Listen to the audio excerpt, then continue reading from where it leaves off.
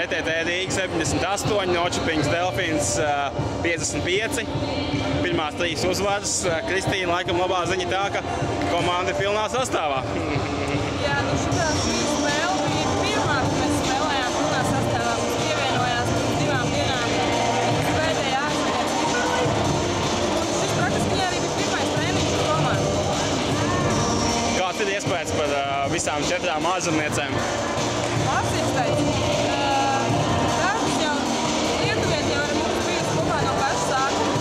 Viņi ir vislabākajā formā no ārzemniecēm un pārējās mēs cenšamies tā palēnām ar treniņiem pietuvināt musējai.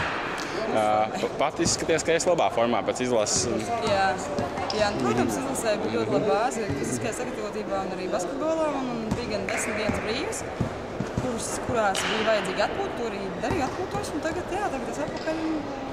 Komanda īstenībā ir aizdarījusi ļoti grūtus fiziskās sagatavošanas treniņus. Un šis bija, praktiski mums bija 3 treniņi bijuši basketbola, 2, kuros mēs tikai spēlējām. Un tas arī, ko arī varēja redzēt. Komanda nav īsti saspēlējusies, un šis turnīrs bija vajadzīgs tik tīri, tāpēc, lai vienkārši sajust vienu otru laukumā. Plus vēl Kimberlī pievienojās tikai šodien, kā jāturpina strādāt. Izskatījās, ka šodien zviedrietis bija ļoti labs pretinieks, aizgāja priekšā un pēc tam vajadzēja atspēlēties. Jā, šī bija ļoti interesanta spēle, tāpēc, ka mums pirmās 2 bija samērā vieglas spēles. Un šī spēle bija tāda, kas mums lika saprast, vai mēs varam vai mēs nevaram atspēlēties no kaut kādiem mīnusiem, parādīt raksturu un arī nezinot praktiski nevienu sadarbību komandā spēlēt tikai uz individuālām lietām un savstarpējo sapratni.